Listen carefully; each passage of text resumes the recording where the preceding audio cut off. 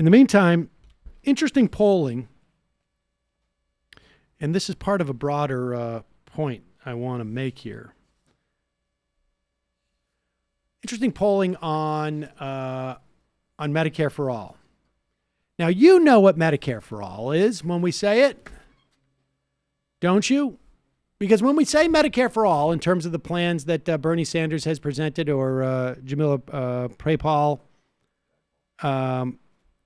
in the House, Medicare for All is actually closer to what we would call Medicaid for All, which means you're not paying at the point of service. You're not paying for premiums and whatnot. Medicare, you pay premiums. Medicare, you pay some at the point of service. It's better, essentially, health insurance than you have outside of that. But Medicare for All, as constructed in these bills that exist, would also cover a lot more than Medicare does currently. But apparently, most voters don't know this. And they don't know it in a couple of telling ways. Here is a poll taken from May 30th to June 4th. Survey of about 1,200 adults. The share who think the following would happen under a national health plan like Medicare for All. They asked, like, taxes for most people would increase. Everybody seems to understand that, although Democrats, the least. 71% of Democrats believe that. Independents, 80%. GOP, 85%. They're very sensitive to that. All U.S. residents would have health insurance coverage. Dems, 76. Independents, 61. Republicans, 45%. They have a very bad view of it, the Republicans. Private health insurance companies would not be the primary way that Americans would get health coverage. Back up just a little bit, right there. Everybody across the board, 52, 57, are only half of the people, more or less, are aware of that. Doctors in hospitals would be paid less. Democrats don't believe it. Independents are split. Republicans think that's the case. And I think the Republicans are probably right. Certainly the hospitals, not all doctors, but certainly some doctors. People who buy their own insurance would not be able to keep their current plans. Democrats do not believe that. 24%. Independents, 40%. 53% of Republicans believe that. And they are correct. People who buy their own insurance right now would not be able to keep their current plans. Current plans wouldn't exist. Now, you may not be able to keep your current plan now. It's not up to you. It's up to the health insurance company. Individuals and employers would not continue to pay health insurance premiums. Democrats, only 31% know that. Republicans have a better sense of this. They have 45%. People with employer-sponsored health insurance would not be able to keep their current plans. Only 25% of Democrats believe that, but almost half of Republicans believe that. People would not continue to pay deductibles and copays when they use healthcare services. Nobody seems to know that you would not have deductibles. Only a quarter of all voters. So there is a real problem with voters in their awareness of what Medicare for All means, both for good and bad. Right? There are a lot of benefits that none of them seem to be aware of. Maybe a quarter of them are aware of what the benefits are. Let's go to the next one. As far as you know, which better describes Medicare for All really is? Is it a healthcare plan that makes everyone get rid of their current private insurance and switch over to Medicare, or a healthcare plan that lets anyone buy into Medicare instead of their current private insurance if they want to? 27% of Democrats, or let me put it this way, 73% of Democrats think it's a public option, that you can buy into it. Independents, 60% think that. So only 40% of independents know what it really is. Only 27% of Democrats know what it really is. But 55% of Republicans know what it really is.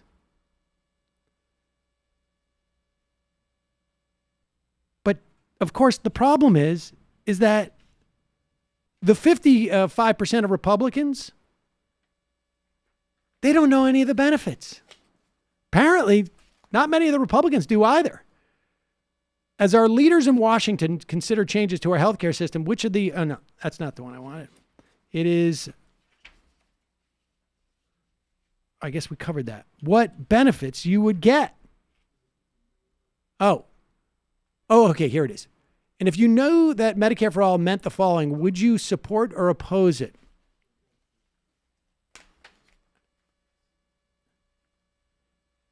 Okay. Medicare for All is a program that would allow people to buy into the Medicare program if you wanted, but people who have private insurance could keep their existing insurance.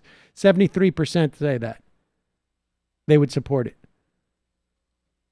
If Medicare for All would provide a Medicare program to Americans and eventually eliminate all private insurance, only 50%, a little less than 50% want it. But those people in that poll, there's still at least 25% of those people who say, I don't want it, have no idea that it would mean you don't pay at the point of service. They just don't know. And why do you think, is this because why do I think that? Yeah, go. I'll tell you what. I blame the electorate. No, in this instance, or do you blame the don't. message makers? I blame the lawmakers. And part of this is because the party that has the most amount of people championing it in terms of elected leaders also apparently has a real problem with Medicare for All. I mean, this is a question. This is a problem with the Democratic leadership. Period. End of story. Intercept, June 11th.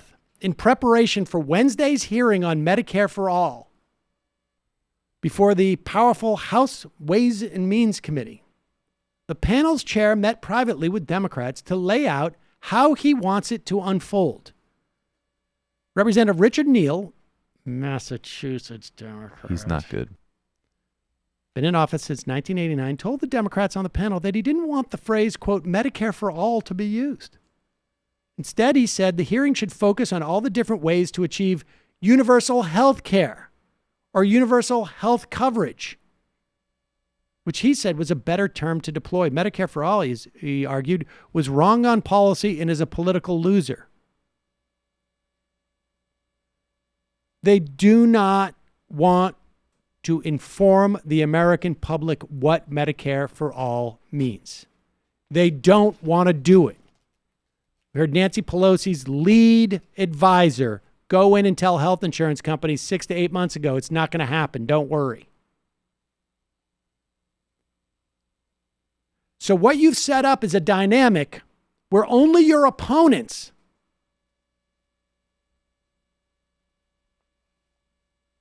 have any knowledge of what Medicare for All is, and all they know is the negative stuff. It's not unlike, like AOC.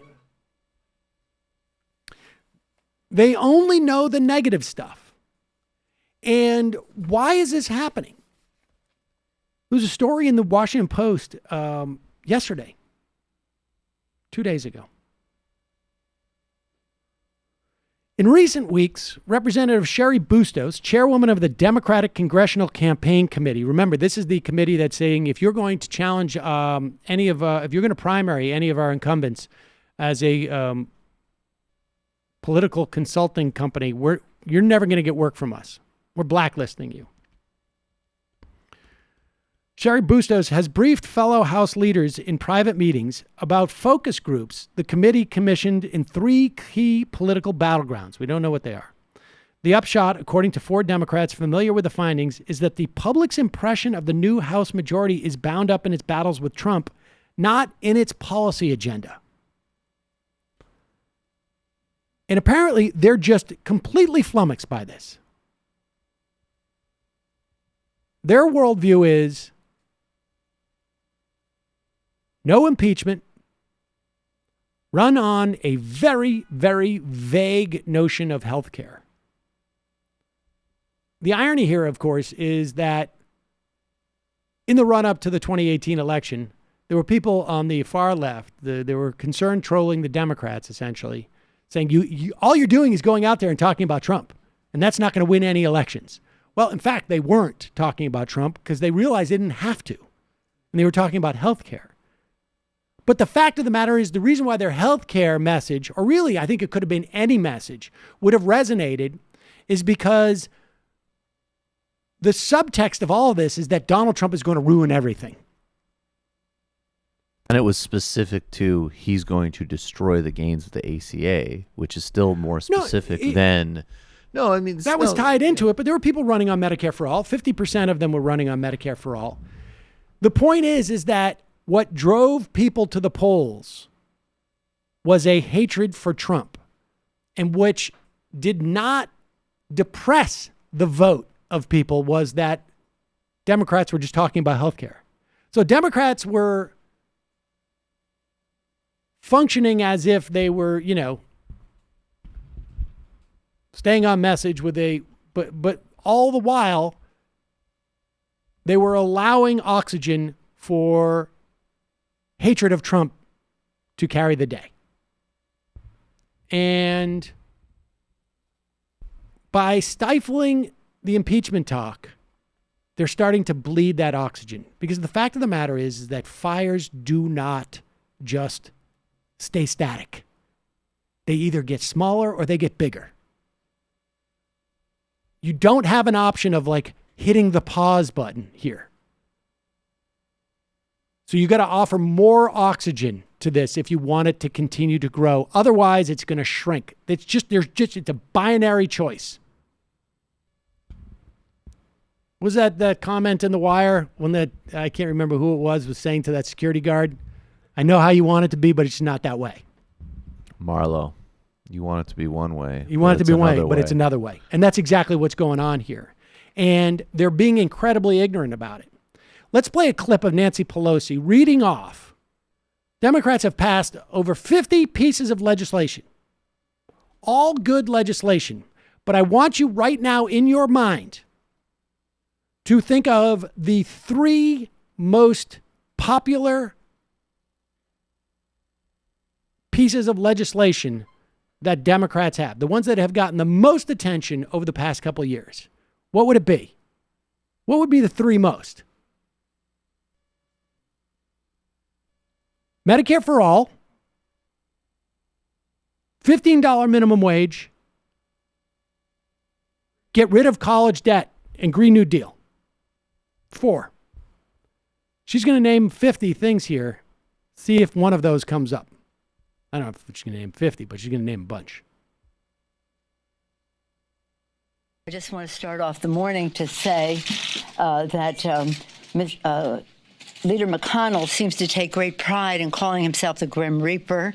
It's part of his political campaign. It's part of the pride he takes as leader of the Senate. And as you see what he wants to bury, none of these things are going to pass. They won't even be voted on. So think of me as the Grim Reaper, his own quote. He wants to bury the For the People Act for cleaner government, the Equality Act for ending discrimination against LGBTQ community, dreamers, and to protect our dreamers and TPS recipients, paycheck fairness, equal pay for equal work, gun violence protection, common sense background check legislation. He's burying that. Climate action now. Climate action now. Let's bury that. Save the Internet Act, the net neutrality legislation young people are so concerned about. The Violence Against Women Act won't even get a vote. Lowering health care and prescription drug pricing won't even get a vote. That's what he said about our agenda, which encompasses most of our early legislation on what we promised for the people. To lower the cost of health care by lowering the cost of prescription drugs, by building the infrastructure of America in a green way, and in doing so, increasing paychecks, lower health care, bigger paychecks, cleaner government. Not even going to get a vote. Again, public sentiment is everything. President Lincoln, the the Senate will certainly be hearing from the public on issues, values, really. No, they won't. And the reason why they won't is because the 3 or 4 things that animate this public, in the way that they animate this public, you refuse to vote on. You refuse to even use the words in a hearing about it. She's arguing to the journalists, and there is no argument being made to the people. And this is a massive failure. Massive failure. They simply are out of touch, or maybe conveniently so, or they think that they can in some way thread this needle. And the problem is that we have seen this before. Of all the things, many different reasons why Hillary Clinton lost, many of them attributable to her, many of them not. But in terms of their campaign, they were very, very cautious about saving Paul Ryan. I think that's part of the reason why they never went to Wisconsin, because they didn't want to have to address Paul Ryan, because they wanted to make deals with him. And this is when they try and get too cute. This is the problem. Well, this is the problem, and I think it's also the problem on the merits when you think about somebody like Hillary Clinton or certainly Joe Biden. Is it's not even just tactical. I think they do, they're quite there to cut. It's ideological to cut Social Security and Medicare. But just to circle back to the point I was trying to make earlier, just briefly, which I think is another distinction, is that yes, plenty of candidates ran on Medicare for all, and some ran on protecting the ACA, and it was all animated by loathing and disgust with Trump. And I think, though, in a narrow sense, like I would be, and I think we advocated very clearly in 2018 for the midterms that, of course, I wanted as many candidates as possible to talk about Medicare for all because that's where we need to go. But actually, particularly in the context of 2017, 2018, saying, look, we're going to protect what we can of the ACA was the major question of the day because they were trying to gut it in a way that would jeopardize tens of millions of lives. 2019, with Democrats controlling the House and an open primary with, candidates actually advocating for serious reform of healthcare, the same Richie Neal kind of move doesn't work in the same way. Well, that's the same argument I'm making. Yeah. It's like you cannot maintain a fire at the same level. It either has to grow always or it has to shrink. Right. And so you've got to pump more oxygen into this. They're always years You've got behind to go in with a their direction. analogies. You've got to go into a direction. Yes, they're always fighting the last fight. And that's the best case scenario. I think a lot of this is ideological or it's some measure of capture. They're not even aware that it's ideological. It doesn't matter. Really, at the end of the day, it does not matter.